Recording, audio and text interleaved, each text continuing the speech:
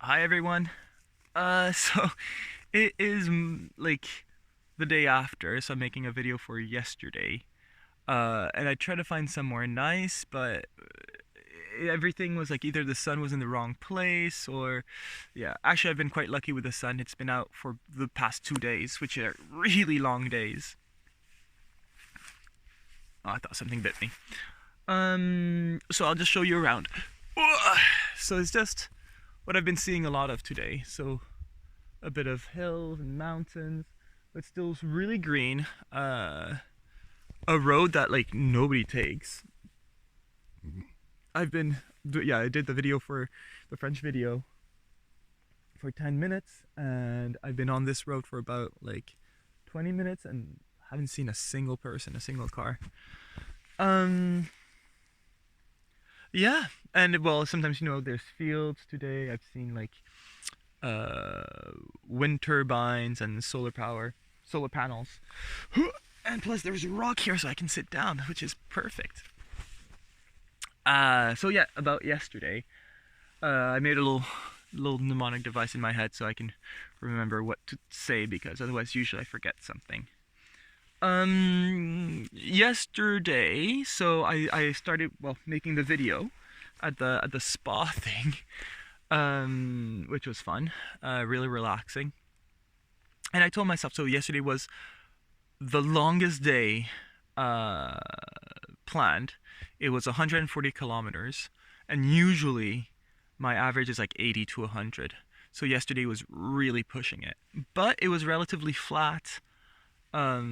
So yes. Oh, right. And then I don't know if I mentioned this in the previous video, but I booked an Airbnb so for yesterday night. Uh, but I didn't get a response about it, so I just assumed it was okay. Uh, Foreshadowing, it's not. It wasn't okay. But yeah. So, and I knew I didn't have Wi-Fi, so I just kind of let it sit. So yes, I relaxed at the spa thing, and I started pedaling at 9. So I took pictures of the of around, just to show, like, yeah, it's completely deserted, derelict buildings, really strange. Um, but yeah, I had 8 hours of biking ahead of me, without stops, and I tend to stop a little bit, just for pictures and to eat and to do all that sort of fun things. Um, yeah. So I did the spa. Well, I call it the spa, but yeah, it's just that little that little hole with warm water. Um, I thought I had something else to say about that. No, I guess not. Oh, right, and I figured, so I didn't mind leaving later, just because I was like, well, with Airbnb, I know I have somewhere to stay, and I don't need to worry about where to stay. So I can just show up whenever. And actually, Greece is really good for this. That on the side of the road, so not this one, because this one is a smaller road, and obviously nobody's passing. But on the busier ones, usually they have quite a bit of room on the side of the road, almost emergency sort of stopping lane. Even though it's not a highway, but they have like a lot of space, which has been quite an advantage for me. And most of the drivers are really kind and give me a lot of space as well. Um, so yeah, so I wasn't right. So I wasn't too worried about arriving late, because I have pretty good lights and I know that it's not that bad over here. Um, so yeah, I started at 9 o'clock, but by 9:15, like 15 minutes in, I was ready. I was like, you know what? I need to really like go through it. I'm fresh from the spa. Like I can do this. But 9:15, there's this uh, square tower right next to the sea, and I'm like, I don't. Should I try to visit it? And then it says Byzantine Tower, and I'm like, okay, well, I'm here to visit. I want to see it. Let's stop, and I'll get there half an hour later. So I stop, and there's this door, like, so you can enter into the, I guess, the protected area, but it's closed. The thing is, there's no fence around it, I guess the fence was on the floor, and so all you had to do was like walk around the door, which was quite fun. And then so you go up to the tower, and like what I've seen a lot of the Balkans, security is not a thing. So you could just walk around and just, yeah. I try not to like disturb anything, but I mean nobody's there to watch you, and you could even go.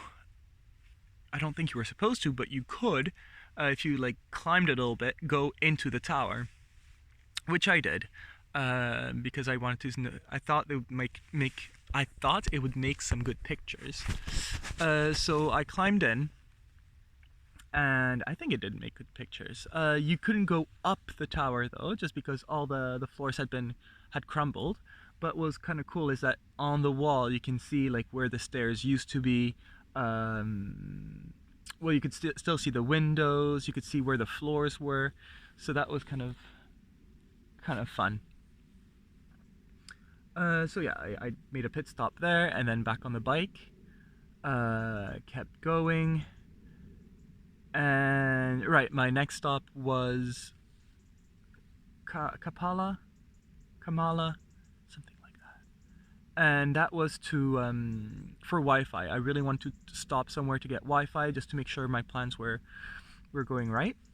And yeah, so I stopped at a cafe, and yesterday was Sunday, so it was like the religious day. And at the cafe, like it was mostly empty when I got there. And there were like these 3 little tables, like coffee tables, inside with some seats around them. But like I would say 4 people could fit around that table. I ordered my drink. I got out because I wanted to be outside. It was a really nice day. And yeah, it turns out my Airbnb never responded, so they were like, it's not booked. So that made me a little bit nervous. I looked everywhere, like, is there like Trivago or a hostel or another Airbnb? But there really wasn't anything decent. So I just gave up and say, well, I'm just gonna do the same thing as yesterday. I'm just gonna go and try to see if there's somewhere I can just put my tent. Oof, that's a big boy. The same thing happened in the French video. I think it's my jacket. It's really, really bright. Where was I? Oh, right. So I decided to wing it. And then going back inside the cafe, it was really funny. I'm guessing it's all the people coming back from church. They were all sitting around the tables, but it was so many people. I think it was like a dozen people around one of those little tables, and so there was no room for anybody. It was kind of funny, but yeah, everybody was just having a good old time, like chatting away and drinking their coffee. So it was really, yeah, like cozy kind of feeling of like meeting up with friends. Then so I decided, you know what, the sort of blessing in disguise is that since I don't have an Airbnb, I don't have to get there. I don't have to go that far, which means that after 120 kilometers, I can just stop and see where to pitch my tent. So I don't need to go that far. The only reason to do it is just that it doesn't add on to today. Because the more, or I guess the less I bike yesterday, the more I would have to bike today. But other than that, I was like, you know what, I can stop an hour earlier and just deal with it, knowing that like the Airbnb for today had already said yes. So I know I have a room tonight. So that was that. So I decided to stop a little bit early at Xanthi. And I just, kept going on the road. Nothing too special on the road. A lot of big roads, but again, like it was quite safe. So made it to Xanthi, looked on, connected to the Wi-Fi again, looked if anything in the area, nothing really. So I decided there were a couple of villages on the way, like you had to take a longer route, but there were a couple of villages, so I was like, well, maybe in the little villages there's going to be someone who, like, or like I would imagine there'd be more spaces to put a tent away from the big road. And so that's what I did.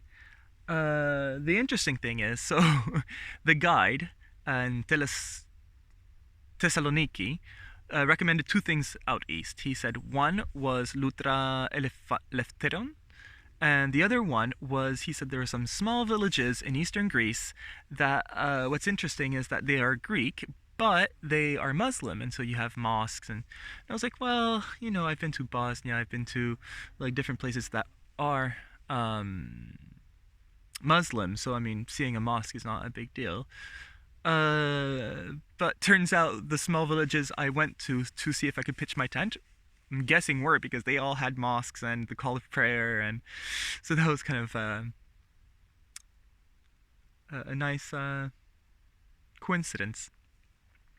But every time I stopped somewhere, like I was like, ooh, like this could be nice. I can just stop here and put my tent here, and then there's people around. But every time I stopped, like dogs would start coming out of nowhere and start barking at me. So I'm like, well, I can't really do that. So I'd have to keep going, and so I didn't find anything. Like it was just nothing. I did find out a good trick for the dogs though. So if they start chasing me on my bike, I stop and stare, and usually that does the trick. So I've only tried it with like one dog. When one dog chases me, I do that. And I think I tried a little bit with two dogs. Like I slowed down with two dogs, and one of them kind of like backed off, but then the other one was like almost like egging him on, being like, "Ruff, ruff," and then the other one's like, "Oh yeah, yeah, yeah, yeah," and then he kept chasing me after that. So not sure how it works with two dogs, but sort of works with one dog. And I've tried it again today, and it seems to be working. Except for that one annoying dog, but I'll talk about it in the next video. Uh, yeah, so I just didn't find anything. So I talked about the mosques, I talked about the dogs. Um, and then, oh, right, the last thing. So, where did I spend the night? So, I was like, I want to go as far as possible, but like, here would be nice to settle, and I could not find anything. And so, when I got towards the end, when I got towards the city of Komotini, uh, I I was just so tired. I had Wi-Fi. Like I found a place that had free Wi-Fi. Looked around, still nothing. So I was like, you know what? I'm tired. Just gonna camp here. I found a place where there were no dogs, close to people, just in case something would happen. Like I'd be able to get help.